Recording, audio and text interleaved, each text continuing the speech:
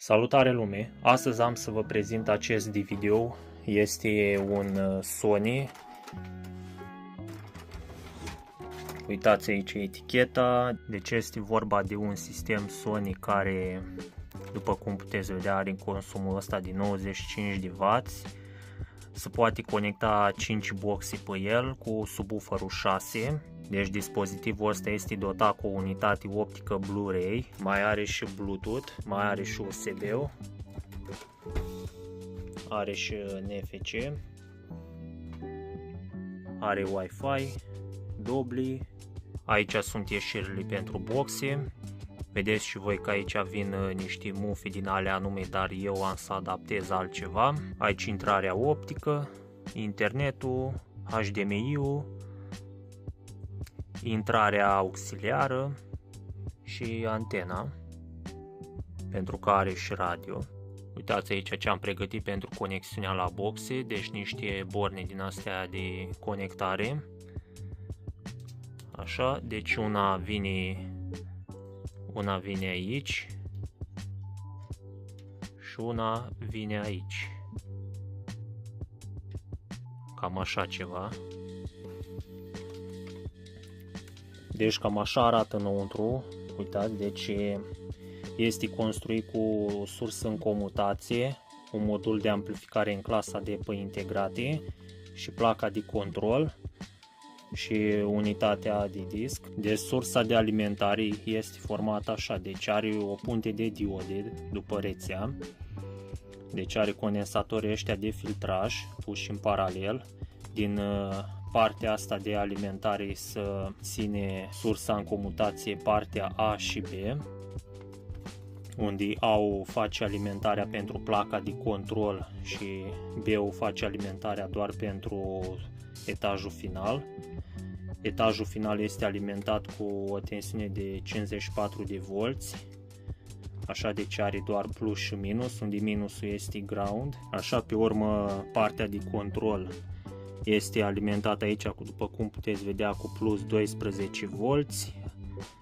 Așa, pe urmă are standby și mai are power. Deci sursa B are așa, deci prima capsulă din partea asta de aici este o diodă, unde are doi tranzistori. Așa, deci tranzistorii sunt K6A60D.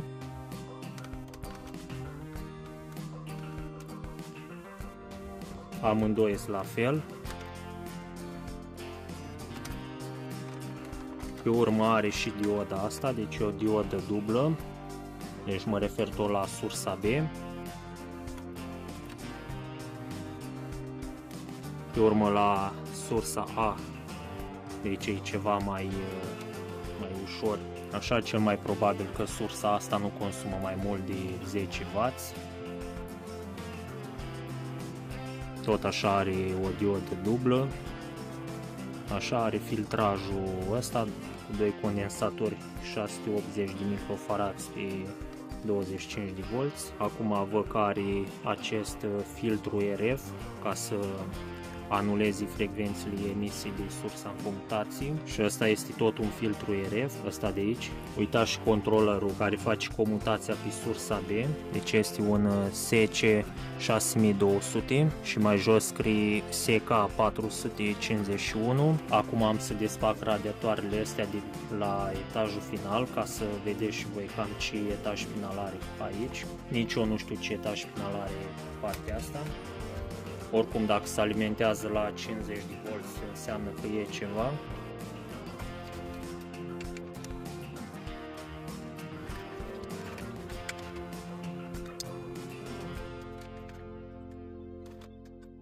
Pasta încă mai este bună. Acum am să șterg aici partea asta, să șterg pasta. Până la urmă am șters de pastă, uitați aici. Șpinalii.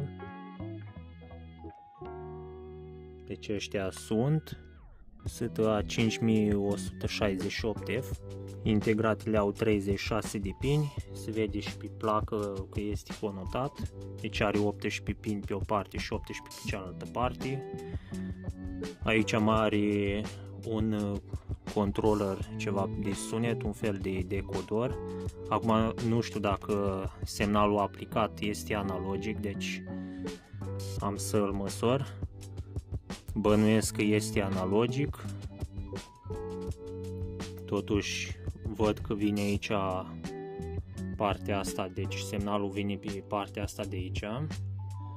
Deci am pregătit tot, DVD-ul l-am setat pe funcția Bluetooth, așa l-am asociat cu calculatorul, am să redau semnalul de 1 kHz de pe calculator, așa, am să conectez sonda de la osciloscop pe ieșirea de la amplificator, deci ieșirea este în punte, deci o să trebuiască să pun cleștile crocodil pe carcasă și sonda pe una din ieșiri, așa.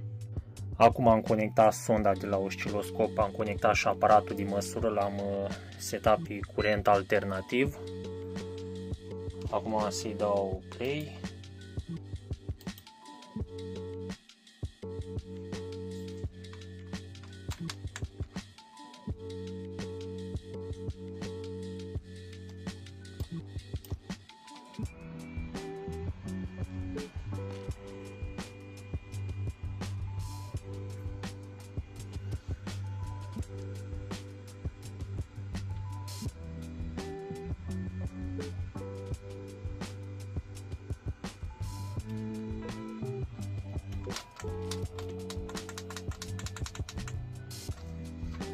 Aici volum maxim.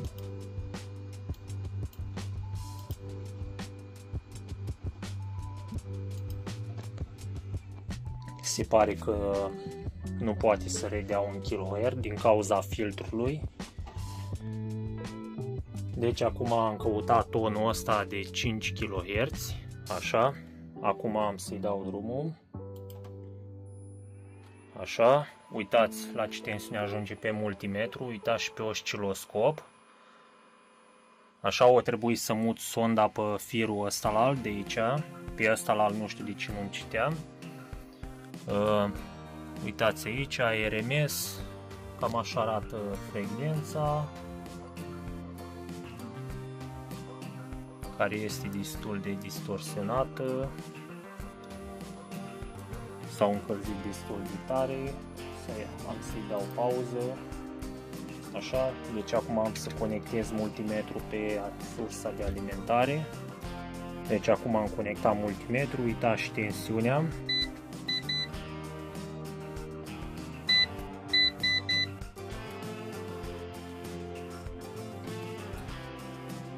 Deci asta e tensiunea de alimentare, acum am să-i dau din nou play. L-am pornit înapoi, se pare că tensiunea de alimentare nu scade mai deloc, așa. Acum nu știu cât trage de pe rețea, am oprit din nou, acum să pun wattmetru să văd cât trage de pe rețea.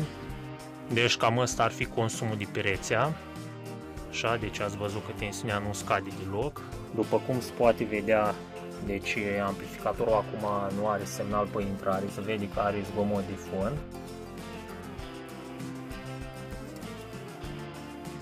Deci asta e zgomotul de fon care îl are. Acum e posibil ca zgomotul ăsta să fie generat de modulul Bluetooth.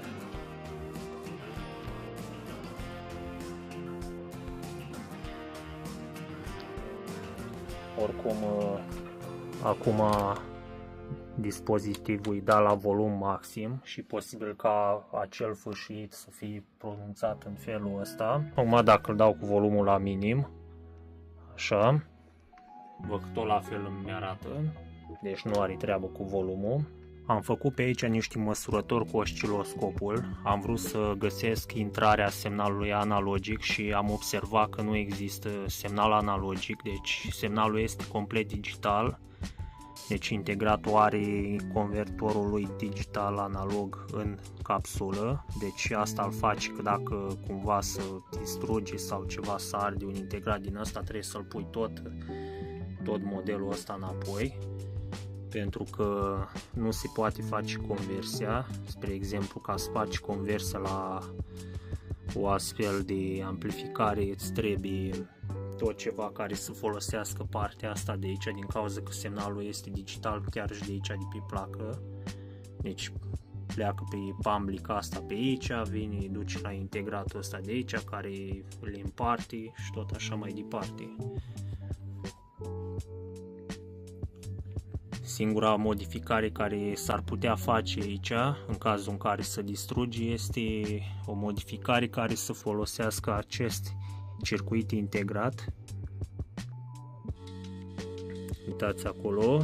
Deci este un TAS 5538. Deci acum am conectat boxa pe un canal. Am să dau drumul la muzică.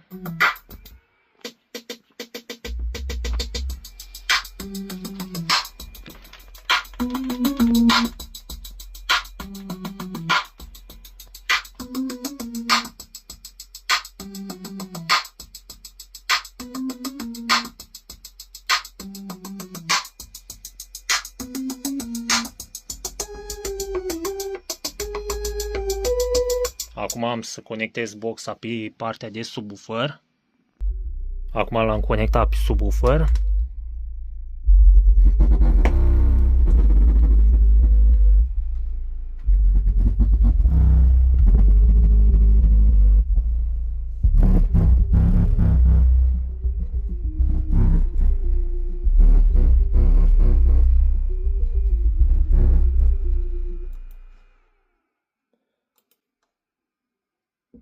Acum am să conectez și multimetru aici să văd cam ce tensiune dă. M-am conectat și multimetru.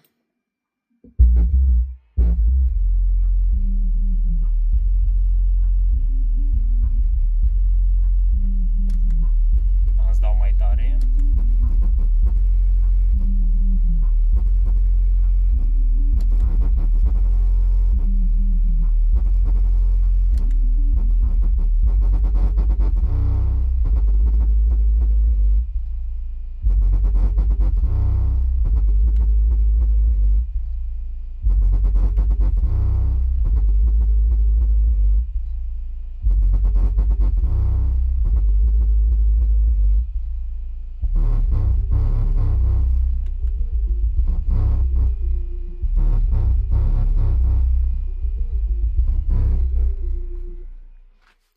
Am să o pun din nou să văd ce zice pe wattmetru.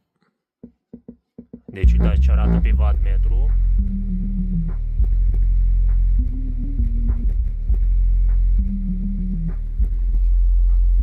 Consumul nu este așa de mare din cauza că boxa este pe 16 ohmi. Deci dacă ar fi să-i pun o boxă pe 4 ohmi ar consuma mult mai mult.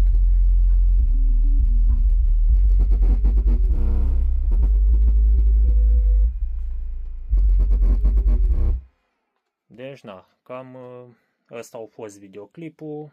Sper că v-a plăcut și am să revin cu un alt videoclip destul de curând.